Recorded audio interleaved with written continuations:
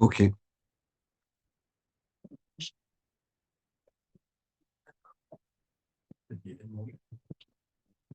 Alors bonsoir. D'abord Razak, hein, d'être venu après une journée de jeûne. Razak pour les personnes qui vont se connecter, qui se connectent.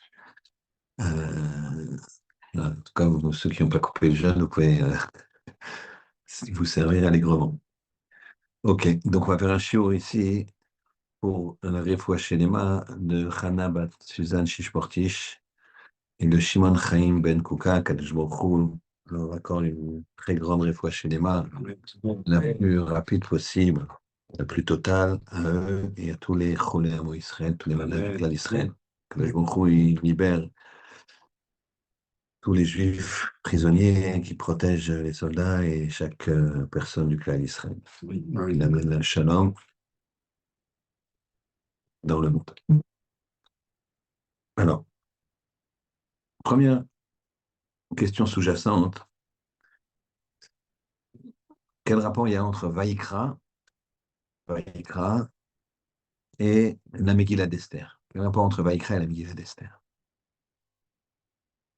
Il y a souvent des rapports entre les événements les événements, c'est-à-dire de la semaine, des fêtes, Sukkot, etc., et la paracha. Ici, on va essayer de trouver un lien entre Vaïkra et la paracha d'Esther. C'est la première question. Deuxième question, pourquoi il n'y a pas de nom, le nom d'Hachem dans la Megillah? Je ne comprends pas pourquoi il n'y a pas de nom dans l'Hachem dans la Megillah. C'est une question que tout le monde se pose. D'accord? C'est très... En général, le Kadosh Baruch Hu, il veut qu'on le reconnaisse, qu'on le voit. Donc après, Esther, on voit que quoi? C'est une histoire, comment dirais-je, presque, on pourrait l'écrire dans un livre Goy, quoi. D'ailleurs, c'est dans les chroniques, on verra tout à l'heure, hein. C'est dans les chroniques perses. Son histoire, elle est marquée à Esther. Donc, deuxième question, pourquoi nous, on se retrouve toujours devant Amalek? Devant Amalek.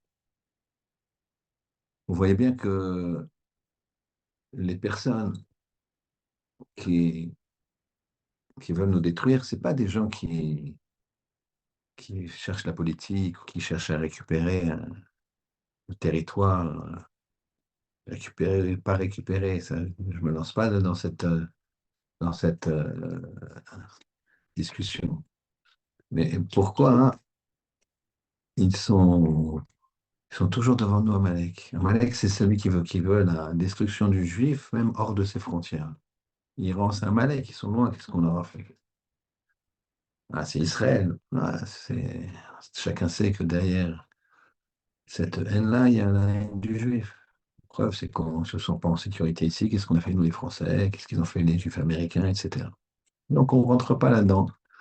Mais on pose la question de façon générale. Pourquoi hein, on se retrouve toujours devant Amalek?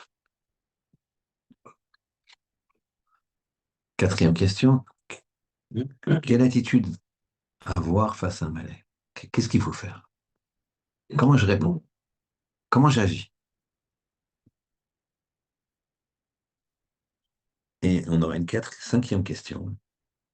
Dans la Gemara Megillah, on voit qu'il y a une discussion entre les sages pour savoir est-ce que la Megillah d'Esther a été donnée par Ruach HaKodesh ou pas?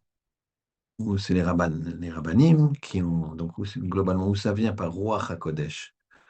Ça descend directement du ciel, ou c'est les rabbanim qui ont, comment dirais-je, conté cette histoire, vraie dans tous les cas, bien sûr, et instauré les, les mitzvot, donc, de la Megillah. Très bien. Alors, on va essayer de répéter toutes les questions, comme il y en a beaucoup. et puis on va développer. Première chose, quel rapport entre la paracha Vaïkra et Esther? Paracha Vaïkra, c'est une paracha qui est entièrement, comme tout le livre Vaïkra quasiment, entièrement, il concerne entièrement les Kohanim. Entièrement les Kohanim. Comme tout le livre de Vaïkra, pardon, il concerne entièrement les Kohanim. Donc, quel rapport avec avec Esther et la Megillah? Pourquoi il n'y a pas le nom d'Hachem dans la Megillah? Pourquoi on se retrouve toujours devant Amalek? Quelle attitude avoir face à Amalek, puisqu'on on se retrouve toujours devant?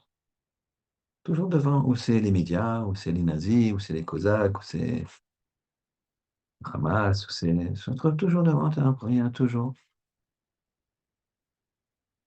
Parfois c'est autre chose, parfois c'est l'assimilation. Amalek, c'est aussi l'assimilation, on va en parler. Et cinquième question, Esther, elle a été donnée, le livre d'Esther a été donné par Roi HaKodesh, directement par une approche prophétique de, de la Megillah, ou pas, ou ce qu'on appelle Roi HaKodesh. Quel intérêt de nous chercher Roi HaKodesh ou pas? Très bien. Alors, on va essayer de commencer à répondre aux questions. Dans la paracha Veikra, on voit quelque chose d'extraordinaire. On voit qu'un petit sacrifice, comme un oiseau, petit oiseau, il peut provoquer chez le Ribono chez l'Olam ce qu'on appelle Ruach Nichoach. Un Ruach Nichoach, un vent agréable, une sensation agréable au Ribono shel Olam. Donc imaginez, vous êtes, vous faites un geste, vous faites quelque chose, et vous donnez à Kadosh Baruch Hu un sentiment agréable, par un petit geste, par une petite chose. Alors, on ne va pas faire le lien tout de suite avec la Megillah, mais on va déjà analyser. Par des petites choses, on devient un grand homme. Ce pas les grandes choses. La Mishnah Pirkei Avot, elle nous dit Ezeu Gibor, qui c'est l'homme fort, Gibor, le héros, le conquérant, ce que tu veux. Kovesh et Yitzro, celui qui maîtrise son Yetzer. Pas celui qui va faire. Et quand tu maîtrises ton Yetzer, ça veut dire c'est en continu. C'est pas que tu vas te maîtriser une fois et pas une autre fois. Celui qui maîtrise son Yetzer, c'est en continu. Donc c'est des petits efforts en continu. Donc le héros, c'est pas celui qui a eu un- une attitude extrêmement brave, exceptionnelle à un moment donné. Ça, tout le monde peut le faire. Tout le monde peut avoir tout d'un coup un élan de puissance, de don de soi. Quand c'est comme ça, spontané. Mais faire des petites choses sur la longueur, en permanence, ça c'est beaucoup plus. Paracha vient nous dire, tu offres, quand je vous il ne regarde pas hein, si tu vas offrir un taureau qui vaut 3 000 € ou un oiseau qui vaut 200 €. Il regarde la continuité de ton action. Si, quand tu agis, tu arrives à garder une continuité. Et ça, c'est comme ça qu'on se construit. Il n'y a pas le nom dans la Megillah d'Esther, et on peut le lire comme une histoire de roi et de reine et de complot. Et c'est justement pour que nous, on aille chercher dans notre quotidien où est le bon Dieu.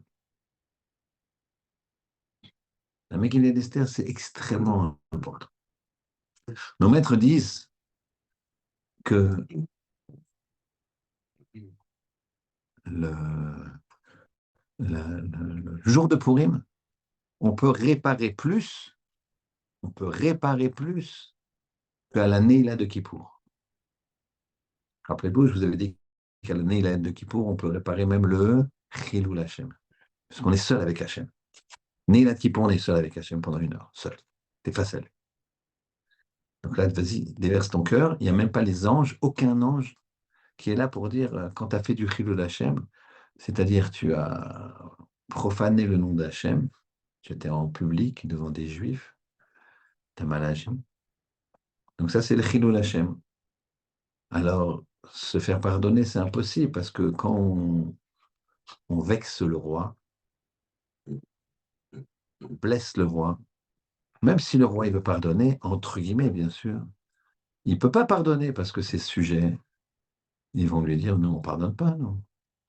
Vous imaginez un roi qu'on aime, quelqu'un qui viendrait et qui ferait une offense à David Ameller, à Shlomo Ameller, on ne lui pardonnerait pas. Shlomo il dit c'est pas grave. Non, il dit comment c'est pas grave? Il vous a giflé. Moi, je n'accepte pas. Les sujets n'acceptent pas, les anges, ils n'acceptent pas. Chilul Hashem, c'est impardonnable. Il n'y a que la mort. À l'anila, on est face à Hachem, on dit Hachem, pardonne le Chilul Hashem. Que je vois, il a enlevé les anges de la création. Il a enlevé les anges de la création. Tu es seul avec Hachem, vas-y, si tu penses que tu as fait du Chilul Hashem, vas-y, dis, Hachem, excuse-moi quand j'ai fait ça ce jour-là, et c'est ça, dans cette chose. Et même si tu ne te rappelles pas, et même si c'est peut-être, dis-le, c'est le moment. Et pourtant, nos maîtres disent que Purim, il y a une capacité de réparer plus importante que l'année là à Kippour. Chacun sait que ça c'est Yom à Kippourim. Kippourim. Le jour qui est comme Purim. Donc le référentiel, c'est Purim. Le jour qui est comme Purim. Alors nous, c'est un petit peu chaud parce on le vit, on ne s'angoisse pas là. Purim qui arrive, au contraire, sympa, tout va bien, etc. On n'a pas la notion de ce qui peut se passer à Purim. On va essayer d'expliquer pourquoi. Et pourtant, c'est comme ça. À Rosh Hashanah, hein, on a donné à Hachem un programme pour nous. On a montré à Hachem l'homme qu'on veut être, en lui disant, donne-nous la vie pour que je puisse te servir, je voudrais faire ça, je voudrais te servir, je voudrais étudier, je voudrais faire du bien, je voudrais la tzedaka, donc tout ça, donne-moi des moyens. Ça, on montre l'homme que l'on veut devenir. À Kippour, on montre l'homme que l'on ne veut plus être. Et à Purim, on montre l'homme que l'on est. Tu bois, t'offres des cadeaux, kiss, casse, kos, ça s'appelle. Kiss, comment on juge un homme? Kiss, casse, kos. Kiss, l'argent. Comment un homme il est avec son argent? Il le donne ou pas? Est-ce qu'il a compris que donner son argent, c'est se donner à soi-même? Le seul argent que tu possèdes, c'est celui que tu as donné. Ça y est, celui-là, tu t'en es servi. Quand tu achètes un immeuble, un appartement, ce que tu veux, une voiture, ça, il va rester où? Il est voué cette voiture, elle est vouée à tomber en panne définitivement au bout de quelques années. Cet appartement, bah, tu dors dedans, mais c'est que provisoire, puisque on ne part pas avec. Par contre, on part avec les mitzvot, on part avec les choses qu'on a fait. Ça, c'est kiss, ça c'est kiss, c'est l'argent. On juge les gens sur l'argent. Kos, c'est quand on boit. Vous voyez, quand on boit. À Purim, on fait quoi? On boit. À Purim, on fait quoi? On utilise notre argent. Et casse la colère. colère. Pourri, on va écouter la Megillah, il y a des enfants qu'il faut faire du bruit. Arrête! Tu as fait plus de bruit que lui et tu t'es déconcentré. Voilà, c'est normal. C'est vrai qu'il y a une halakha, la bataille, qu'on emmène les enfants. C'est très très important d'emmener les enfants. Il faut être sûr qu'ils ne bougent pas. Sinon, il y a un problème pour tout le monde. Problème d'abord pour le papa qui va ne pas pouvoir écouter tranquillement. Deuxièmement, problème pour les gens, ou en premier même, on pourrait dire premier problème pour les gens, tu vas empêcher les gens d'écouter. Toi-même, tu ne veux pas écouter. Et troisième problème pour les enfants, que tu les amènes à la chôle et ils ont l'habitude de faire quoi? De se déranger. Donc ils vont à la chôle, on va pour déranger, quoi, puisque... Donc si on est sûr qu'ils ne dérangeront pas, bien sûr, c'est une grande mitzvah. S'ils dérangent, il ne faut pas les amener. Tu fais une lecture chez toi, si tu veux, ils sont pas chiyuv. C'est bien de les éduquer à cela, c'est pas l'essentiel pour la lecture de la Megillah. C'est mieux de faire un michté chez soi, en famille, avec des amis bien sûr, et leur parler, se déguiser, leur parler de la Megillah, etc., plutôt qu'aller dans des, des repas communautaires où c'est vrai que c'est agréable parce qu'on met les pieds sous la table, il y a des babysitters qui viennent prendre les enfants, les jouer, leur faire du trampoline. C'est pas pourri. C'est la même chose que Pessah à Botaï. Pessah, c'est chez soi. Je n'ai pas Pessah dans des trucs magnifiques. C'est vrai, c'est génial. Mais garde ça pour les vacances, quoi. D'accord? Il y a juillet, il y a août, il y a plein de vacances. Blainara en France, il y a tout le temps des vacances. Tous les mois, il y a 15 jours.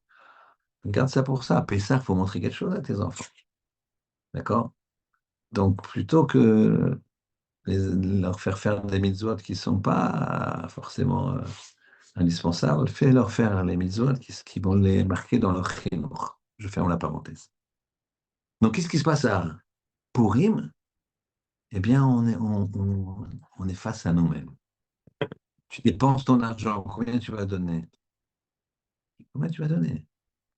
Meshloach Manot, tu vas faire.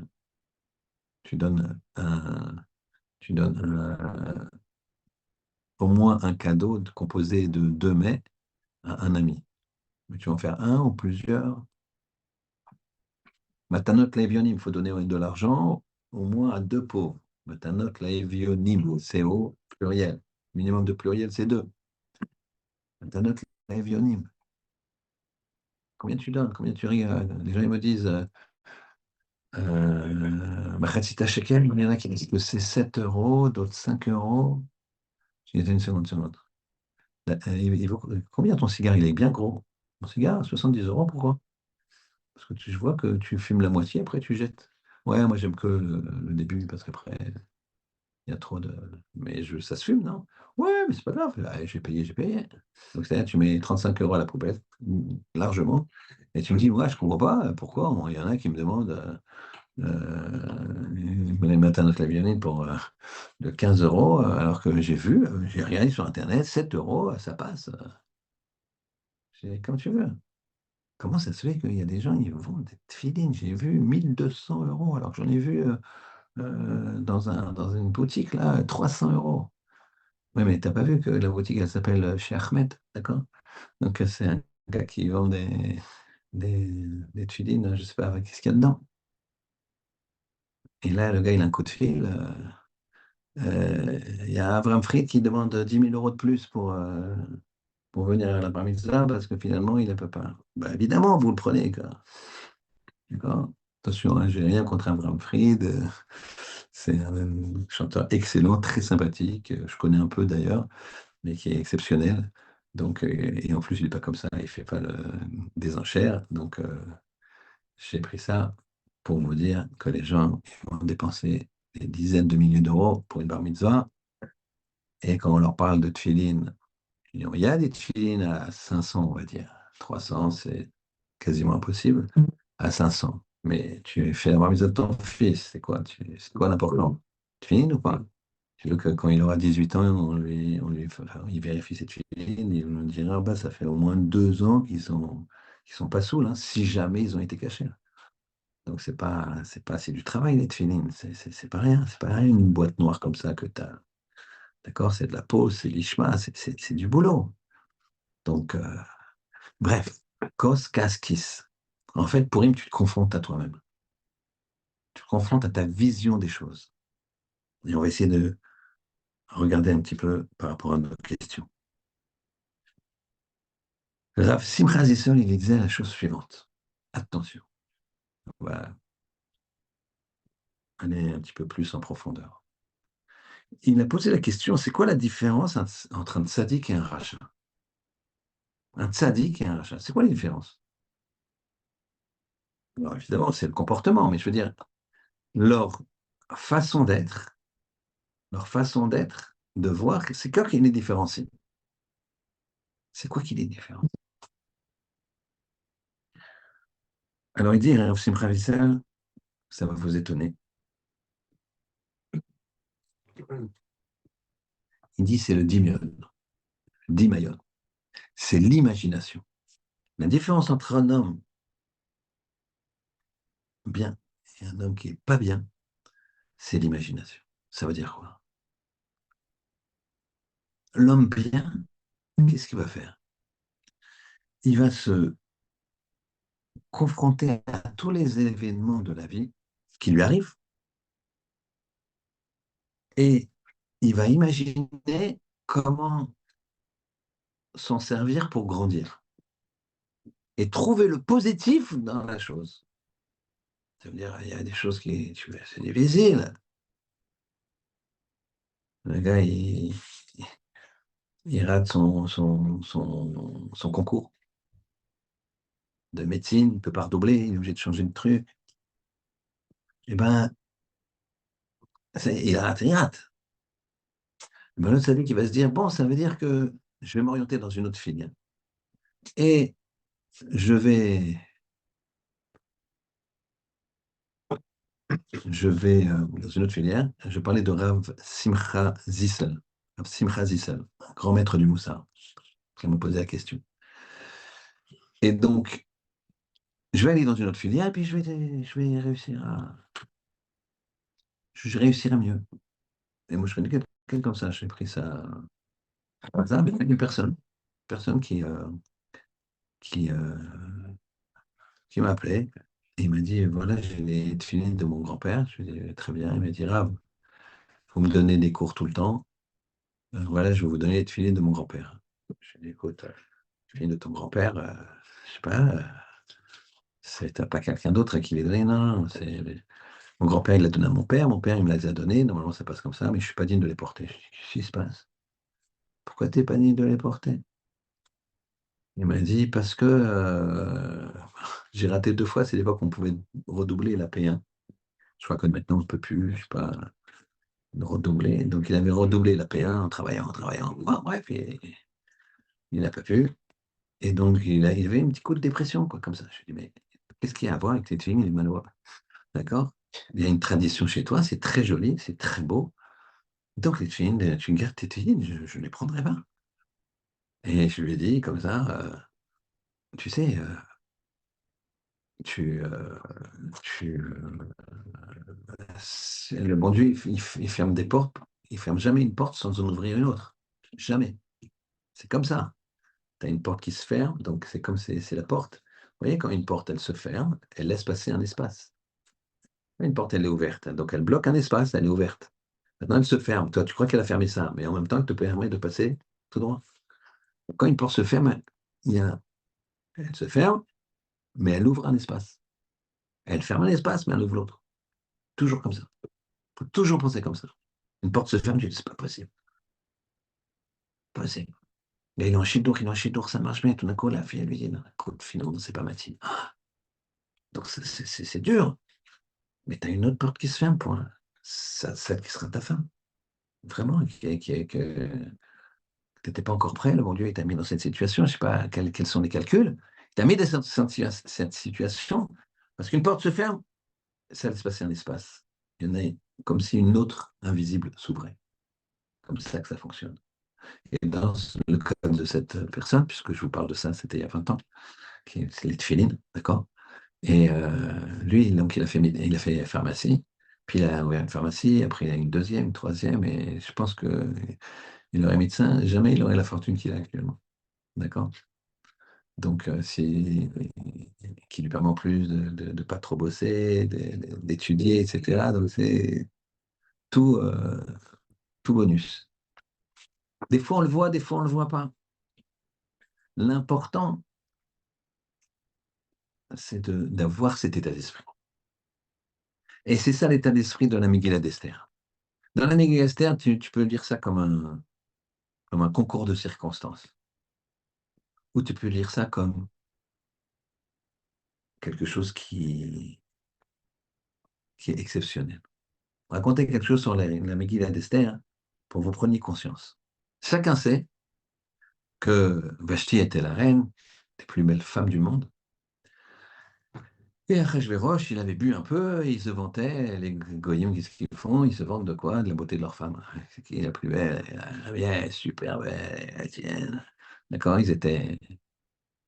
Et les ministres et tous les gens qui étaient attablés avec Achashverosh, on lui dit, bon, si elle est si belle, ta femme, bah, montre-la, qu'elle vienne nue devant nous, danser sur la table. Je lui ai dit, ouais, d'accord. Et Vashti, elle l'aurait fait. Il n'y a pas de problème, c'est dépravé. Le problème, c'est que Kadosh Baruch Hu, il y a deux midrash qui sont pas contradictoires, juste sur le principe. Je vous l'ai dit, c'est un petit peu rigolo. Un midrash qui dit que Kadosh Baruch Hu lui a envoyé la lèpre sur le corps, donc elle avait des taches partout sur le corps, donc elle ne pouvait pas. Et un autre midrash qui dit qu'elle a eu une queue comme un animal, quoi, qui a poussé. Donc, donc évidemment, elle n'a pas voulu venir. Et je lui ai dit, mais dites-lui que je lui ordonne de venir. Et elle a dit, dites-lui que moi, j'ai pas d'ordre à recevoir d'un palefrenier. Un palefrenier, c'est quelqu'un qui s'occupe des chevaux. D'accord? C'est-à-dire, c'est un ouvrier, quoi, on va dire. Et quand il a entendu ça, c'était impossible de la supporter. Plus Aman qui disait, bah, il faut que les patrons à la maison, ce soit les hommes. Là, les femmes, elles vont commencer non, c'est pas possible. Donc, faut que tu la fasses exécuter et immédiatement elle est exécutée. Et le début va commencer puisqu'il va chercher une reine, il va trouver Esther, etc., etc. Ça veut dire quoi, c'est un palefrenier? Ça veut dire quoi, cette histoire? Donc, tout démarre de là. Alors, je vais vous faire un petit historique. Nabucodonosor a détruit le premier temple. Détruit le premier. Il a exilé tous les sages et il a pris les vêtements sacerdotaux, les vêtements du Kohen Gadol, plus la vaisselle, plus tout ce qu'il y avait dans le Beth Amikdash. Il l'a gardé et c'est passé aux mains après son règne, aux mains de son fils qui s'appelait Évil Mérodach. Nabucodonosor, il a régné 45 ans, son fils Mérodach 23 ans. Après, il y a eu un autre fils qui est venu, un autre fils de Nabucodonosor qui s'appelait Balchassar, qui a vécu 2 ans, qui a régné 2 ans. Entre-temps, il y avait Nabucodonosor avait régnait sur 3 nations. Il était roi de Babel, roi de Mède et roi de Perse. Babylonie, Pras ou Madaï. Il a perdu 2 de ses royaumes. Il est mort dans des conditions terribles. Et avant de mourir, parce que Nabucodonosor, en détruisant le temple, a dit, moi je suis comme Dieu. Hachem lui dit, comme Dieu. Alors consciemment, il était conscient. C'est pas qu'il a fait perdre la boule, Hachem, à Nabucodonosor. Il était conscient, mais il a obligé à se comporter comme une vache. Une vache. Et donc il allait brouter dans les champs et tout le monde se moquait de lui, lui donne des coups de pied, tous ces sujets. des trucs, jetait des trucs. Parce qu'il était là avec ses vêtements royaux, mais il se comportait comme une vache. Il broutait de l'herbe. Et il avait conscience de ça. C'était une énorme souffrance pour lui. Il dit, t'es Dieu, toi? Bref, il a perdu ses deux royaumes. Un royaume, la Perse, il a été au pouvoir d'un homme. Le roi, c'était Astargias. Et la Médie, c'était Darius. Très bien. Donc, tu avais trois rois. Un roi de Babylonie, un roi de Perse, un roi de Mède. Le roi Astargias, le roi de Mède, avait une fille unique qui s'est fait séduire par un palefrenier, par le gars qui s'occupait des chevaux royaux, qui les brossait, etc. Et puis, il a fréquenté la princesse et elle est tombée enceinte de lui. Astargias, il a vu ça que sa fille était. Il a pris déjà le palefrenier, il a coupé la tête direct là-dessus. Maintenant, elle était enceinte. Elle a pris, et là, il n'a pas, ouais, sa fille ne pouvait pas la tuer. Et le bébé, c'était son petit-fils. Il a eu un peu pitié, il a dit à ses hommes, mettez-le dans la forêt, que les loups fassent ce qu'ils doivent faire. Moi, je ne veux pas quand même. Mais les loups, ils l'ont pas mangé, il a grandi avec eux. Il a grandi avec eux, c'est l'histoire de Mowgli que Walt Disney ou je ne sais pas qui nous a appris. D'accord? Il a grandi avec eux, et quand tu es éduqué par des chiens loups, tu as une certaine force de caractère et une certaine puissance physique qu'il avait. Et il a donc commencé, en grandissant, à monter des bandes de brigands. Il a commencé à terroriser toute la région. Comme il avait un grand charisme, alors il y avait plein de bandits avec lui. Enfin, une petite armée. Jusqu'au jour où Astargias, le roi de Mède et de Perse, il a dit, nous, tu sais, on doit. Donc le grand-père, il a dit, il faut le tuer, ce bonhomme. Il est parti en guerre avec son armée, mais il a été battu. Et le petit-fils, qui s'appelait Koresh, Cyrus, en perse, ça veut dire chien, parce qu'il a été éduqué. Il a tué son grand-père.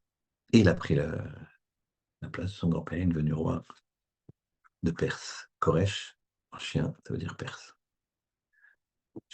En perse, Koresh, ça veut dire chien. Qu'est-ce qui s'est passé? Tout ça, je vous dis pour vous montrer comment la providence divine, elle fait des choses. Koresh, il a appelé, enfin, il a envoyé des messagers à Dariavesh. Il a dit, voilà, moi je suis roi de Perse, toi tu es roi de Mède. J'ai entendu parler que tu as une fille. Moi, j'ai pas de femme. Laisse-moi l'épouser et on fait un grand royaume. Toi, tu restes roi de Mède, moi je reste roi de Perse. Mais après, l'enfant qui va naître, sera ton petit-fils, ça sera mon fils. Et ben, il sera roi il va revenir roi des deux nations. Il a accepté. Puis au bout d'un certain temps, ils se sont dit, mais ça serait bien qu'on fasse la conquête de la Babylonie. Et là, le roi de Babylone, c'était Balchassar, le fils de Nabucodonosor. Maintenant, quand Balchassar régnait, au bout de 2 ans de règne, Balchassar a fait un calcul.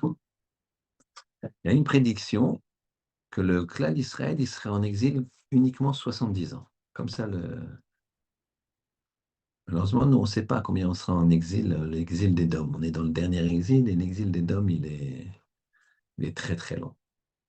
Il date déjà de destruction du temple, c'était en 68 de l'ère vulgaire, donc c'était 2024 moins 68, tu fais le calcul.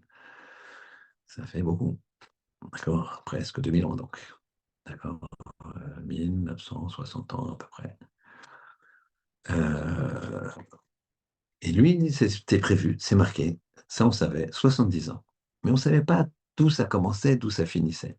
Finissait, c'est la reconstruction du temple. Mais d'où ça commence?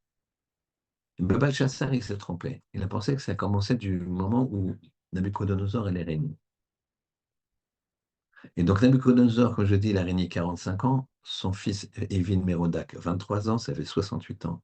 Donc au bout de 2 ans de règne, il attendait ça avec impatience, Belshazzar, les 2 ans de règne, pour faire une grande fête, parce que 68 plus 2, 70, 70, le temple n'est toujours pas là, c'est fini, les Juifs, la prophétie, elle n'est pas bonne, les Juifs, ils ne reviendront jamais sur leur terre, ils ne viendront jamais ils ne construiront jamais le Beth Amikdash.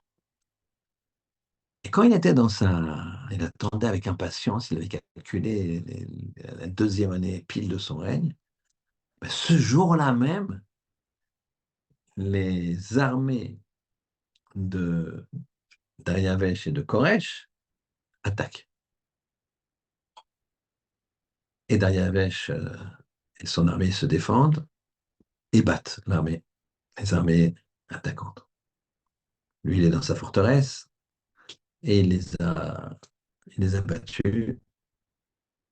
Et voilà que ce soir-là, les Dariavesh et Koresh, ils campent parce qu'ils ne peuvent pas battre en retraite comme ça la nuit, mais avec l'intention de retourner dans leur pays respectif puisqu'ils sont vaincus. Belshazzar fait le calcul et il se dit, mais c'est aujourd'hui que ça fait 2 ans de règne, pile. Donc on est 70 ans.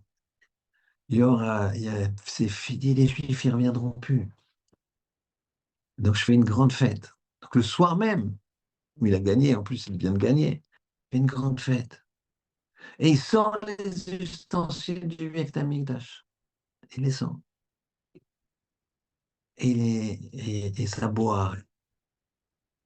Et en pleine fête, il y a une main, imaginez une main, qui vole comme ça dans l'air. C'est un petit peu inquiétant et qui écrit sur le mur Méné, méné, tekal ou farsem.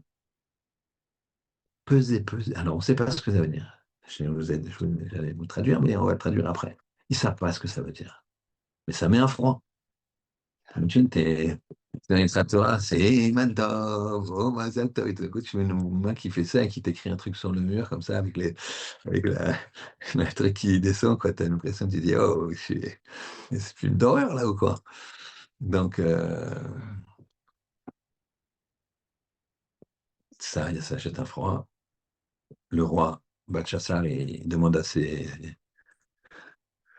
tous ses conseillers religieux, sorciers et compagnie, il y avait beaucoup de sorcellerie à l'époque, de lui dire qu'est-ce que ça veut dire, ils ne comprennent pas. Et il y en a qui disent peut-être le prophète Daniel, qui était un conseiller de ton père, qui est un juif très sage, peut-être lui il saura. Il dit allez le chercher. Ils vont le chercher, et Daniel dit ça, ça veut dire que tu vas perdre ton royaume cette nuit, tu vas mourir cette nuit, et tu peux rien faire parce qu'il est marqué peser, peser, tout est compté. C'est-à-dire c'est fini, c'est scellé. Daniel part, Belshazzar, il dit bon, il prend ça au sérieux, il met ses gardes un peu partout, qui étaient déjà en place de toute façon, puisque c'était quand même temps de guerre, même s'ils viennent de gagner. Et il dit comme ça à tous ses soldats et ses généraux, interdiction totale à qui que ce soit de marcher dans le palais royal. Si vous voyez quelqu'un qui marche dans le palais royal, il faut le tuer, direct. Même si c'est le roi. Parce que ça ne sera pas le roi, moi je vais rester dans mes appartements, et ça sera un démon qui prend la place du roi, donc il faut le tuer. Voilà que Belshazzar, donc il donne ses ordres, puis il va se coucher. Il a bu beaucoup, etc. Comme il a bu beaucoup, il s'est endormi, puis il se réveille, il a envie d'aller aux toilettes. 1 heure après, et il va prendre le couloir. Là, il y a son général, l'un des généraux les plus haut gradés, qui les garde. C'est des grands généraux qui gardent. C'est la garde rapprochée, ce qu'on appelle. Il va, qui va là? Il dit, bah, c'est moi le roi. Il dit, c'est toi le roi, tu rigoles. Il sort son épée, il lui coupe la tête. Il le tue. Et là, le général, il a un petit doute. se dit, il réfléchit, il dit, je vais quand même vérifier si c'est le roi ou pas, parce que là, il s'approche de la chambre du roi, il essaie d'écouter les ronflements, d'accord? Il n'entend pas de ronflement, c'est écouter, il se rapproche un peu plus, les- la respiration, pas de respiration, il s'approche, il prend des risques, parce que tu réveilles le roi, tu es là, qu'est-ce que tu fais de trucs, ça ne rigolait pas à l'époque. Et ben il va, il pousse, et il voit le lit est vide, catasse. Après, il réfléchit. Il se dit, Mima Nafshar, de deux choses l'une. Ou je vais dire que c'est moi qui l'ai tué parce que je me suis trompé, et c'est le roi lui-même qui a donné les ordres, et les gens ils vont me dire, voilà, t'as tué le roi, et direct la potence. Ou alors, je vais dire que c'est quelqu'un d'autre, mais on va me dire que tu l'as mal protégé. Donc direct potence aussi. Donc je suis foutu. Qu'est-ce qu'il fait? Seule solution qu'il a, il prend la tête du roi, il le met dans un sac. Et il sort du palais discrètement, tac, tac, il arrive à sortir de la ville. Il va chez Dariavesh et Koresh, qui étaient en train de panser leur plaie. Et il le voit et il dit, voilà, je suis un général de Belshazzar et je viens vous dire que je suis avec vous, c'est un mauvais roi, c'est ceci, c'est cela. Et il dit, t'es peut-être un traître? Il dit, non, non, je vais vous montrer que je ne suis pas un traître. Il ouvre le sac, la tête de Belshazzar. Là, ça lui redonne du courage, évidemment, hein. Il plante la tête sur une épée, une lance. Ils vont à l'attaque. Évidemment, quand ils voient ça, ils cherchent Belshazzar. Ils ont vu qu'il est mort. Tac, tac, tac, c'est la débandade. Et bien, ils conquièrent tout. Ils rentrent dans le palais. Évidemment, comme ils font dans la royauté, quand il y a des choses comme ça, ils tuent tous les descendants. Donc, tous les enfants de Belshazzar, ils y passent, les tontes, tous ceux qui étaient tous, ils sont exterminés. À un moment, Dariavesh lui-même, il rentre dans une chambre royale qui n'avait pas été encore visitée. Et là, il avait la stature de Belshazzar, dans l'ombre, comme ça, avec sa couronne. Et une fille de Belshazzar, la fille de Belshazzar qui dormait et qui s'était réveillée par le bruit d'armes de guerre, elle se précipite au pied de Dariavesh, qu'elle prend pour son père Belshazzar, et elle lui dit, papa, papa, qu'est-ce qui se passe? Et elle lève les yeux comme ça, et là, Dariavesh, il la voit, cette fille-là, il n'a jamais vu une beauté pareille. Il reste sans voix. C'était Vashti. Elle avait 12 ans. 12 ans. Et là, il la voit, il dit, elle, je ne peux pas la tuer, c'est pas possible. Donc il la prend en captif. Et puis finalement, il va le donner un mariage à son petit-fils, au fils de Koresh. Vous êtes d'accord? Vous avez suivi ou c'est trop. Il faut lire un peu Gala, les enfants. Faut pas. Oui, là, ça sert. D'accord? Pas vraiment sa fille, du coup, c'est. Non, c'est pas sa fille, lui, c'est rien du tout, Dariavesh. Son père, c'était Belshazzar. Et son grand-père, à elle, c'était Nabucodonosor. Donc, elle est une lignée royale totale, elle. Et donc, elle va épouser Achashverosh, qui, lui, le père, c'est Koresh. Et le grand-père, c'est un palefrenier. Et tout le rond, toute la chose. Maintenant, Achashverosh, il est roi de Babylonie, de Mède, de Perse. D'accord? Sa femme, c'est Vashti. Mais elle est d'ascendance royale. Et ce jour-là, le début de la Megillah, elle va dire à son mari, parce que de toute façon, elle ne peut pas venir toute nue puisqu'elle est dans l'état, elle va lui dire, t'es un fils de palefrenier, toi, t'es un roturier, ça s'appelle. Moi, je suis noble. Tu me donnes des ordres. C'est ça qui va faire qu'elle mourir. C'est ça qui va la faire mourir. Vous voyez comment la providence divine, elle a fait tout ça pour que finalement, Vashti, elle lui donne ce mot-là et que lui ne supporte pas, il l'a exécuté, il la fasse exécuter. À Wataï, c'est ça la vie. Sachez-le. Les gens, ils pensent que ça tourne comme ci, comme ça. Non. Kadosh Baruch Hu, il te met toujours dans une situation où tu as les moyens, tu les moyens de te rapprocher de lui encore plus. Que ce soit une situation douloureuse ou une situation joyeuse. Tout est un vecteur de se rapprocher d'Hachem, mais ça dépend comment tu le vois. C'est ça qui dit Rav Simcha Zissel. La différence entre un rachat et un tzaddik, c'est l'imagination. Le rachat, il va voir tout de suite, ben non, c'est... En fait, je dis quelque chose à ne pas extrapoler. Je vous raconte juste des faits. D'accord? Puisqu'on va parler hein, de la Shoah. Je vous dis tout de suite, de ne pas extrapoler, je vous raconte des faits. Bon, comme tout le monde sait, beaucoup de gens disent, moi la Shoah, mes grands-parents, mes parents, ils ont vu ça, Dieu, il était où? Au revoir. Très bien. Maintenant, vous avez entendu tous parler de Loulek Ravlo, je pense. Quand Ravlo, c'est un enfant enfin, il s'appelait Loulek, c'était son nom. C'est un enfant rescapé de la Shoah d'Auschwitz. Quand il est sorti d'Auschwitz, il avait 8 ans. Il est devenu grand rabbin d'Israël. Un homme exceptionnel. Il y a un livre qui est sorti qui s'appelle Loulek. Il a raconté que quand il est sorti, donc il avait 8 ans, 9 ans, c'était un an après, il est venu, il était en Israël.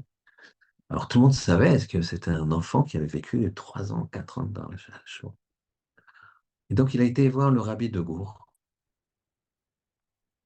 Et le rabbi, il a raconté à l'enfant que pour lui, il dit pour moi, Hachem était partout là-bas. Il a écrit ce livre qui s'appelle Loulek. Et Hachem était partout, il était là, il me protégeait. Moi, j'ai vu qu'il m'a protégé. Il dit ce que j'étais très étonné, et quand j'étais petit, ça m'a fait ça. Hein. C'est quand j'ai vu le rabbi de Gour, il ne m'a pas demandé euh, où était Hachem. Il m'a demandé est-ce que tu as réussi à voir Hachem? C'est-à-dire que de, de façon évidente, Hachem était là. Mais toi, est-ce que tu l'as vu? Et il a dit le Loulek, c'est-à-dire le Ravelo, il a dit j'ai été étonné parce que tout le monde me disait ouais, Hachem. Hein. Et lui, il m'a dit t'as réussi à le voir? Et moi, c'est le seul où j'ai pu lui dire ouais, bien sûr. Évidemment qu'il était là. Alors, je dis de ne pas extrapoler, je ne parle pas des autres qui n'ont pas eu l'imagination, que c'est des Rishaïm, chas de shalom. Mais je dis que la personne, il y a des sentiments, il y a des choses. Qu'est-ce que tu imagines? La vie, c'est ça, ouais. Pour ça, quand tu bois, qu'est-ce qui sort de toi? Quand tu enlèves les portes, qu'est-ce qui sort de toi? Quand tu dois donner ton argent, c'est pareil, ça sort de toi, ton argent, tu as bossé. Tu te dis, pourquoi je veux que je donne mon argent? J'ai bossé.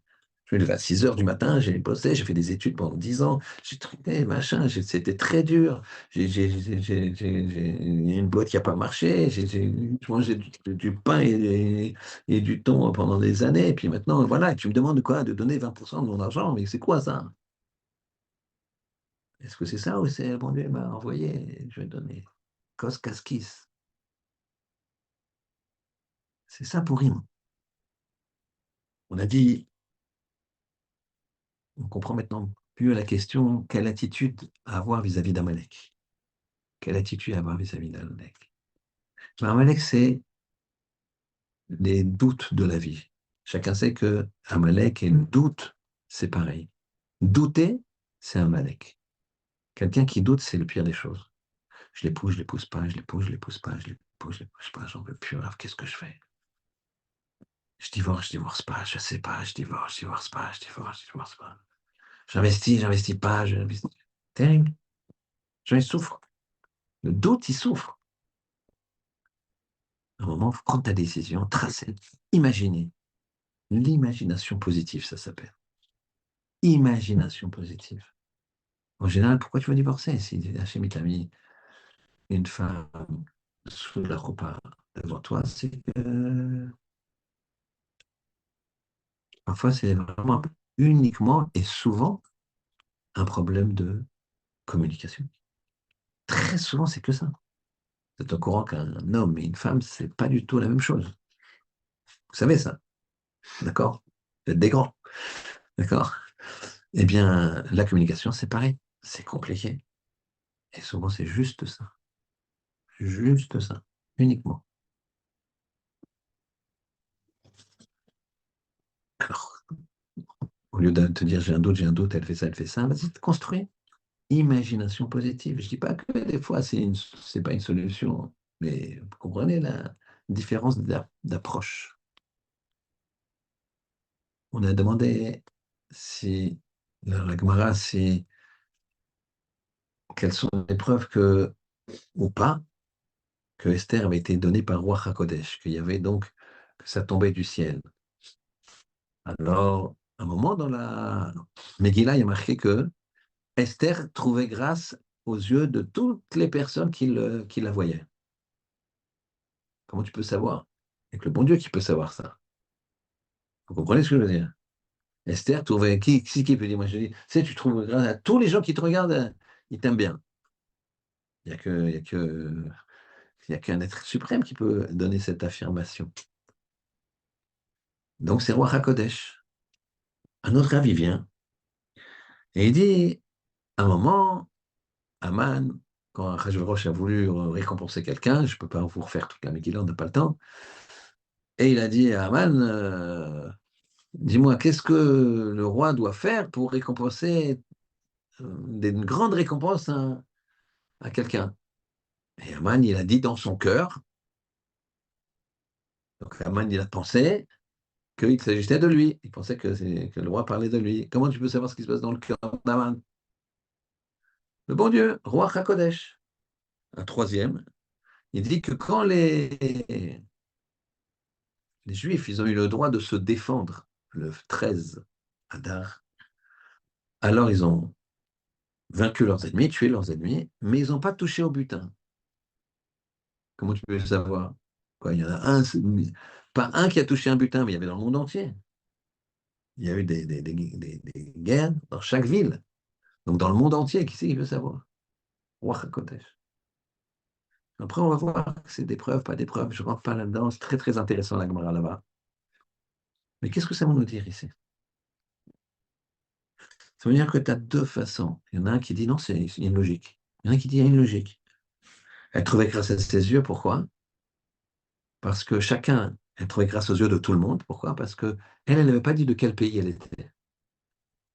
Contre elle, il a dit, tu dis pas d'où tu viens. Ni de quel pays, ni religion, rien.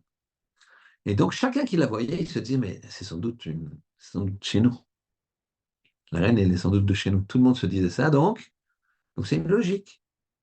Mais tu vois qu'il y en a un qui dit, c'est roi Hakodesh, il a une autre vue. Il dit, non, mais ça, c'est divin.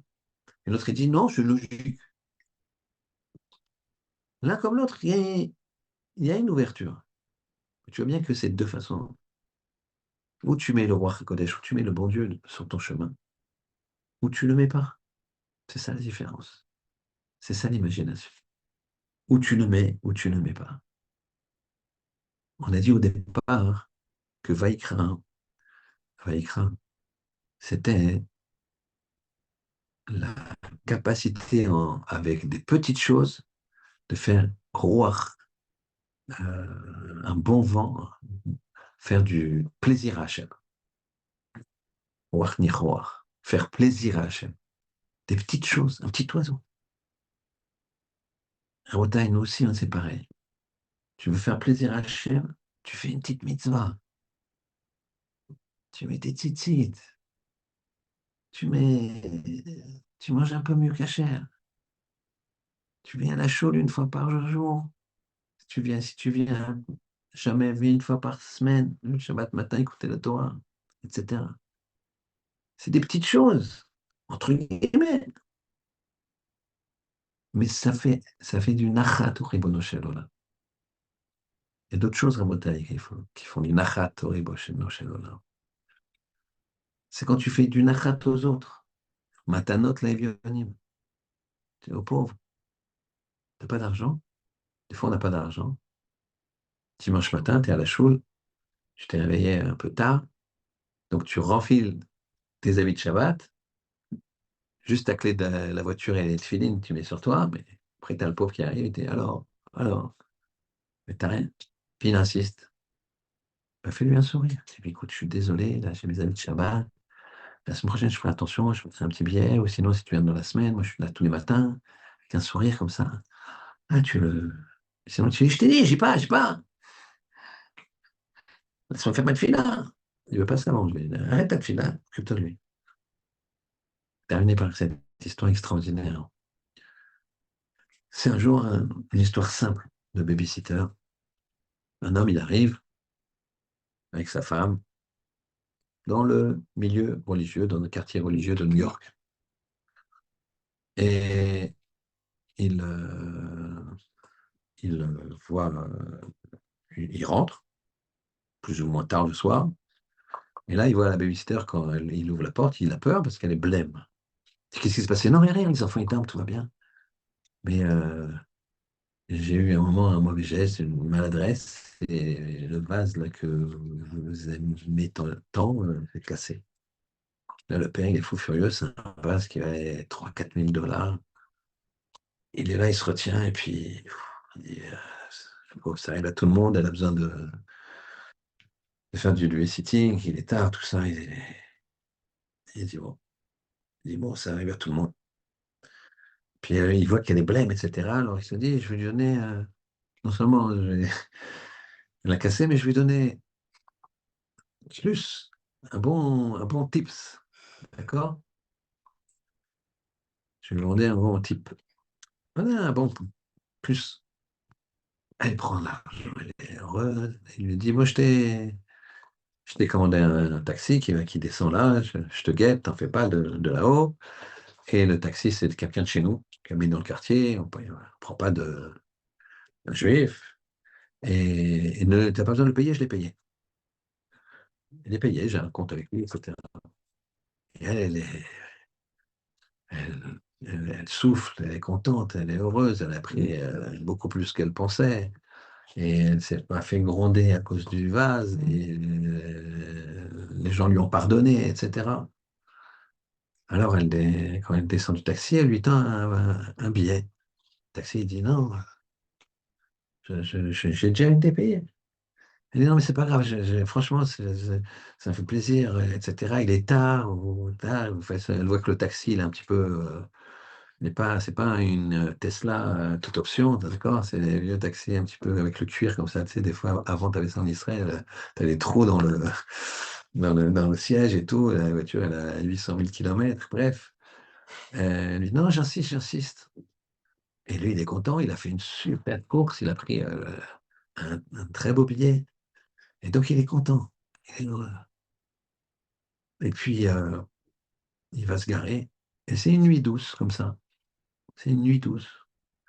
Il a envie de faire le tour de pâté de maison, comme ça, il fait dos, il aime bien marcher. Donc, il est garé dans le quartier du père et de la mère, du propriétaire du vase, du monsieur qui avait pris cette babysitter. Et donc, lui, il n'habite pas tellement dans le même bloc. Il habite à 10 minutes de marche. Il a garé sa voiture et au lieu de remonter tout de suite dormir, il va comme ça, il passe près de la maison des gens. Et là, il lève les yeux, il voit de la fumée qui sort. Au dernier étage, c'est leur étage. C'est leur appartement. Tout de suite, il appelle les pompiers, police, etc. Il y a un feu qui se. Les pompiers, ils arrivent à sortir toute la famille et ils les sauvent. Et ils disent à ce taxi, vous auriez pas appelé, ou vous auriez appelé 10 minutes ou un quart d'heure plus tard, c'était fini. Et que quelqu'un il s'est retenu, casse de sa colère. Kiss, il a donné son argent. Elle, elle est heureuse. Elle a donné son argent à ce taxi. Ce taxi, il est heureux. Il fait le tour de pâté de maison, il les sauve. Kos Kiss. C'est le secret de Purim. C'est comme ça à Bretagne qu'il faut se travailler. À Purim, sachez qu'il faut demander à Kadosh Baruch Hu. Il y a une halakha On n'a pas c'est tard maintenant, je ne vais pas vous prendre, on a une journée de jeûne. Mais il y a une halakha qui est de donner, comme on a dit, matanot lavionim. Maintenant, si quelqu'un te tend la main, d'accord? Quelqu'un qui n'a rien à voir, une personne non juive, qui vient, qui tape à la porte de la voiture, tu ne peux pas refuser. Quiconque tend la main, tu le donnes. Pour elle, tu ne peux pas faire aucune sélection. Même quand c'est la Aucune situation. sélection? Ouais, aucune sélection. Alors, à ce moment-là, tu ne vas pas donner une somme importante, si tu veux, mais donner, tu es obligé de donner. Et justement, tu dis, quand tu vas donner, tu dis Hachem, Hachem, tu as fait une halakha que tout celui qui tend la main, on lui donne. Moi, maintenant, je tends la main. Je tends la main. Aide-moi à me rapprocher de toi. Fais en sorte que mon ami puisse trouver un conjoint, une conjointe. Donne la réfoua chez les mains. Quiconque tend la main, on ne peut pas lui refuser. Dans les miracles, je ne sais pas s'il y en a. Des fois, oui. Des fois, non. Mais après, il faut que tu aies l'imagination de te dire, je dois en tirer quelque chose pour avancer, pour me rapprocher d'Hachem. C'est ça la voda de Purim. La voda de Purim, c'est comme la voda de la joie. La joie, ça veut dire quoi? Comment tu peux être joyeux? On nous demande d'être joyeux. Purim, il faut être très joyeux. Comment tu es joyeux? Euh, c'est une journée dense, c'est vrai, on mange, on boit, on donne des cadeaux, on reçoit des cadeaux, on donne de la tzedaka, on sent que c'est agréable de donner de la tzedaka. On a préparé des billets, on a préparé des chèques, on a préparé sa carte bleue, ce que vous voulez.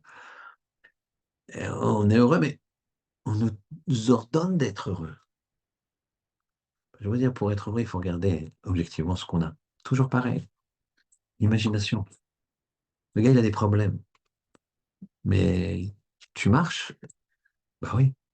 Tu vois, bah encore heureux. Ah, tu digères, ah ben, tu.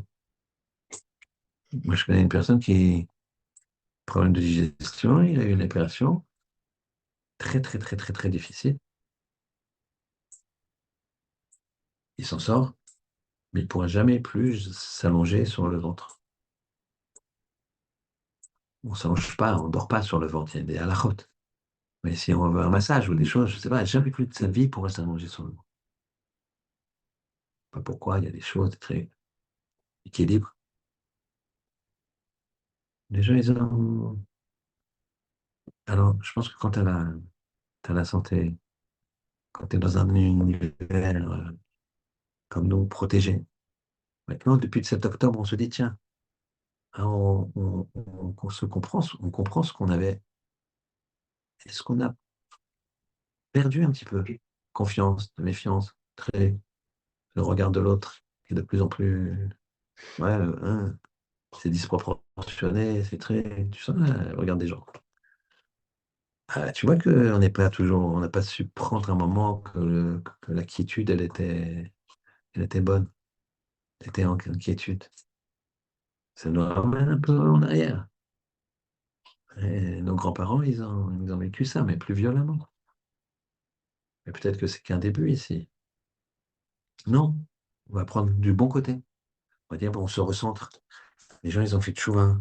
Il y a toujours une façon d'imaginer. C'est ça, le principe. Regarde ce que tu as. Regarde ce que tu as. Regarde que l'angoisse, elle change rien. Regarde que si tu es joyeux, bah, tu vas ouvrir des portes. La porte, elle se ferme. Mince, j'ai raté l'examen. Et tu en as une autre qui s'est ouverte. C'est toujours comme ça, voilà. Que j'aime il fasse qu'on comprenne ça. Qu'on vive un Purim plein de joie. Qu'on se rend compte que ce qui nous fait à Kadosh Baruch Hu chaque minute, chaque instant, avec un monde qui est parfait. Le soleil revient à sa place, la lune, l'oxygène, un corps qui est parfait, un corps qui est parfait, qui se régénère.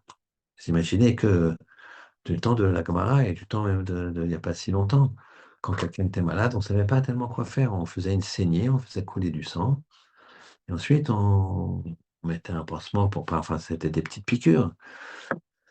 Et on enlevait ce sang, et puis après, on le laissait se reposer, et le sang se régénérait.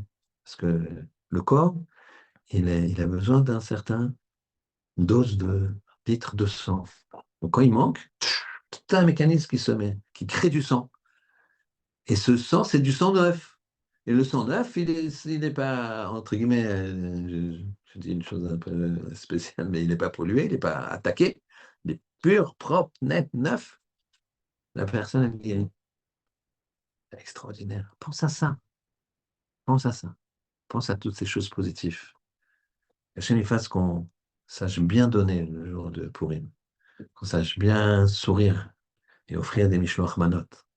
Halakha, c'est que si j'ai un budget, on a tous des budgets limités. Il y en a que c'est limité comme ça, il y en a que c'est limité comme ça. Mais il vaut mieux donner plus d'argent à des pauvres que faire plein de Mishloach Manot à ses amis. D'accord? Il faut en faire au moins un. Mais si c'est limité, si je ne peux pas faire beaucoup de l'un et beaucoup de l'autre, alors il faut donner aux pauvres. Chercher des pauvres, il y a plein de solutions, de situations, plein de choses. Mais en tout cas, ça, c'est fondamental. N'oubliez pas, il faut bien prier le jour de Purim. Celui qui tend la main, on n'a pas le droit de lui refuser. Alors, chez moi, je tends la main, ne me refuse pas. C'est toi qui as fait ce système, moi, j'ai respecté. Et lui, il est venu, je lui ai donné, lui, il est venu, j'ai donné, lui, il est venu, j'ai donné. Moi, je tends de la main. Tendre la main, c'est prier. Qu'on prie, qu'Akadosh Baruch Hu, il envoie Refoua Shelema. Donc à Hana Bat Suzanne chez Sportif, à Shimon Chaim Ben Kouka, à tous les Cholam Israël, et qu'il envoie la délivrance pour tous les captifs, et la protection pour tous les Chayalim et chaque personne du peuple d'Israël, qu'on passe à un Purim Sameach et Kasher. Vous savez, on dit en conclusion qu'on dit Pessah, Kasher et Sameach. D'accord? Donc pourquoi? Parce que Pessah, Kasher, il faut qu'il soit Kasher, Pessah. D'accord? Qu'il soit Kasher. Mais il faut qu'il soit aussi Sameach. Parce que Kasher, ça veut dire que tu vas te stresser. Tu vas à Pessah, tu vas t'es stressé à Pessah, quoi, je veux dire. Tu fais attention. La matzah, le truc, machin, le chametz. Donc il faut qu'il soit Kasher, c'est sûr, sinon chametz. Mais attention, Sameach. Et Purim, on dit, c'est le contraire. On lui dit, Purim, tu dois être Sameach, bois un truc, mais attention, tu dois être Kasher. Quand tu bois, tu ne dois pas faire le zoaf. Si tu ne sais pas quelle situation, comment tu es quand tu bois, si tu as l'alcool triste, je préserve l'alcool qui te fait dire des mots qu'il ne faut pas. Je préserve encore pire l'alcool peut-être un peu violent, grâce au charme de boire. Donc, je vous souhaite un Purim Sameach, mais caché. Shabbat Shalom.